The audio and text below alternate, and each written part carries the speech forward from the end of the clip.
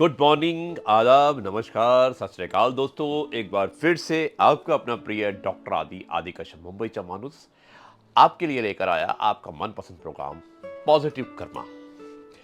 दोस्तों, आज है एपिसोड नंबर 1450 और आज एक बहुत ही विशेष कहानी है एक बार फिर से, जिसका शीर्षक है हीरे की कीमत।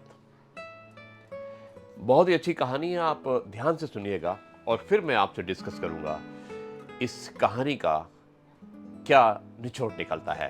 मुझे उम्मीद है कि आपको यह कहानी अवश्य पसंद आएगी। मिलते हैं एक छोटे से ब्रेक के बाद। हीरे की कीमत।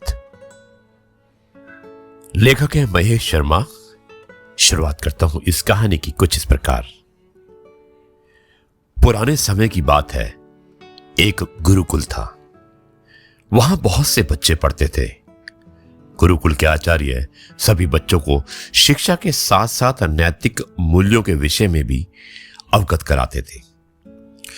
उसी गुरुकुल में 3 गहरे दोस्त थे, श्याम, जुगल और प्रकाश। तीनों की दोस्ती बहुत गहरी थी। पूरे गुरुकुल में उनकी दोस्ती के किस्से मशहूर थे।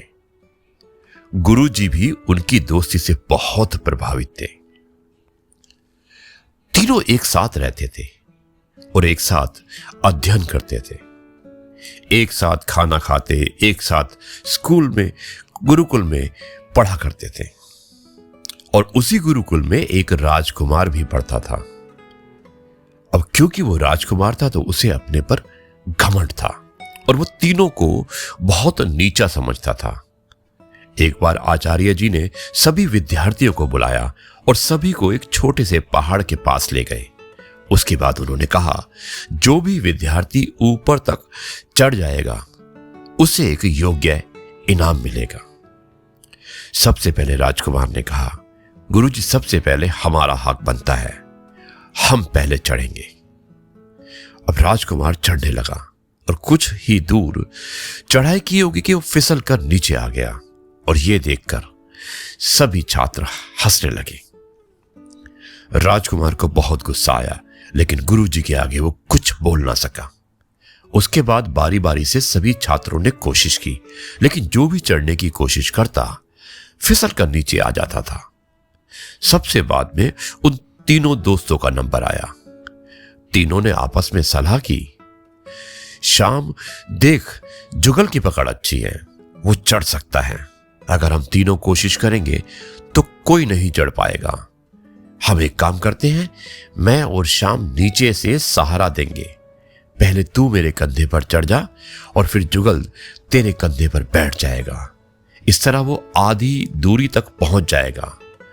ऊपर ज्यादा फिसलन भी नहीं है और वो आसानी से चढ़ जाएगा और हम तीनों ना सही एक को तो इनाम मिलेगा। अब यह सुनकर जुगल बोला कि ठीक है भाई, जो भी इनाम मिलेगा मैं तुम दोनों के साथ बांटूंगा। और श्याम और प्रकाश ने सहारा दिया और जुगल किसी तरह ऊपर पहुंच गया। कुछ देर बाद वो तीनों गुरुजी के पास वापस आ गए। उनकी एकता देखकर गुरुजी बहुत खुश हुए। गुरुजी ने एक चांदी की डिब्बी दी और कहा, बेटा, जब मुसीबत में हो तो इसे खोलना। चांदी की डिब्बी लेकर तीनों दोस्त खुशी खुशी गुरुकुल वापस आ गए। लेकिन अब समस्या यह थी कि उस चांदी की डिब्बी को बांटे कैसे। उन्होंने डिब्बी को एक जगह छिपा कर रख दिया और उसके बाद श्याम ने कहा कि हम तीनों में से जो भी मुसीबत में होगा वो इस डिब्बी को खोलकर देखेगा। इसी तरह कुछ दिन बीत गए और एक दिन तीनों अपने गुरुकुल के अन्य छात्रों के साथ जंगल जा रहे थे। चांदी की डिब्बी उन्होंने अपनी जेब में रखी हुई थी और तभी वहां डाकुओं ने उन्हें चारों तरफ से घेर लिया। सभी छात्र बुरी तरह घबरा गए। डाकू उन्हें बंदी बनाकर ले जाना चाहते थे। तभी उनकी नजर राजकुमार पर पड़ी।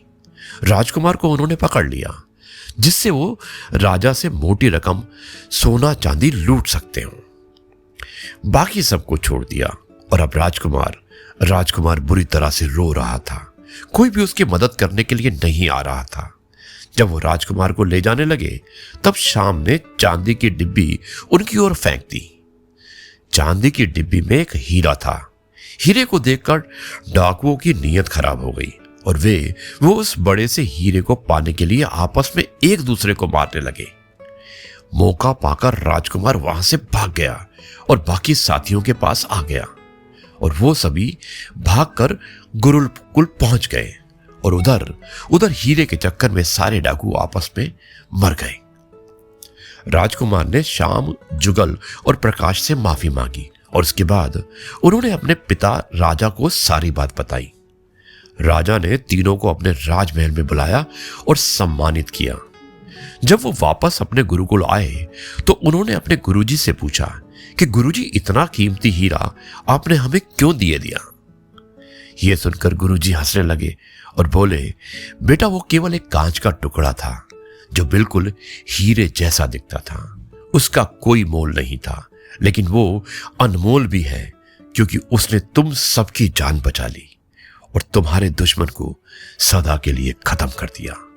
अगर तुम उसी समय वो चांदी की डिब्बी खोलकर देख लेते तो तुम उसे पाने के लिए आपस में एक दूसरे के दुश्मन बन जाते। इसलिए मैंने मना किया था और मुसीबत में तुम्हें हीरे से ज्यादा अपनी जान प्यारी लगी, इसलिए तुम्हारी जान बच गई। उस दिन जब मैं तुम्हें पहाड़ पर चढ़ा रहा था तब तुमने एकता दिखाते हुए अपने साथी को ऊपर चढ़ाने में मदद की। गुरु जी की इस शिक्षा से सभी छात्र बहुत खुश हुए। तो जी हाँ दोस्तों, कैसी लगी ये कहानी? कहानी छोटी जरूर थी लेकिन बहुत अच्छी कहानी थी, जिसमें आपने देखा कि किस तरह से तीन दोस्त अपनी मेहनत से, अपनी लगन से एक हीरे को पाते हैं और वो हीरा एक बॉक्स में बंद होता है। जब मुसीबत आती है तो उस हीरे की वजह से किस तरह से वो एक राजकुमार जो मुसीबत में होता है, जब डाकू आ जाते हैं और राजकुमार को जब डाकू पकड़ लेते हैं और बाकी लोगों को जाने देते हैं, तो तब उनमें से एक मित्र श्याम, जिसे कि हीरे का बॉक्स मिला था, उसमें से ही बॉक्स जो है वो डाकुओं के पास फेंक देता है और डाकू जैसे ही हीरे को देखते हैं आपस में उस हीरे को पाने के लिए लड़ाई करते हैं और एक दूसरे को खत्म कर देते हैं।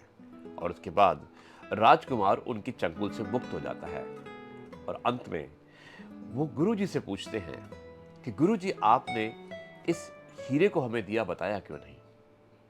तो गुरुजी यही कहते हैं, क्योंकि इस हीरे में अगर मैं कांच का एक हीरा था, ये कांच का एक टुकड़ा था, ये हीरा नहीं था, और अगर मैं तुम्हें बता देता कि ये हीरा था तो तुम तीनों भी आपस में लड़के झगड़ के एक दूसरे को समाप्त कर लेते। तो दोस्तों, ये कहानी एक बहुत ही शिक्षाप्रद कहानी थी।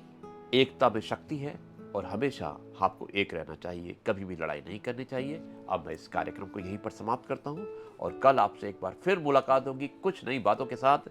तब तक के लिए आपसे कहता हूं, जय गुरु जी, शुक्राना गुरु जी।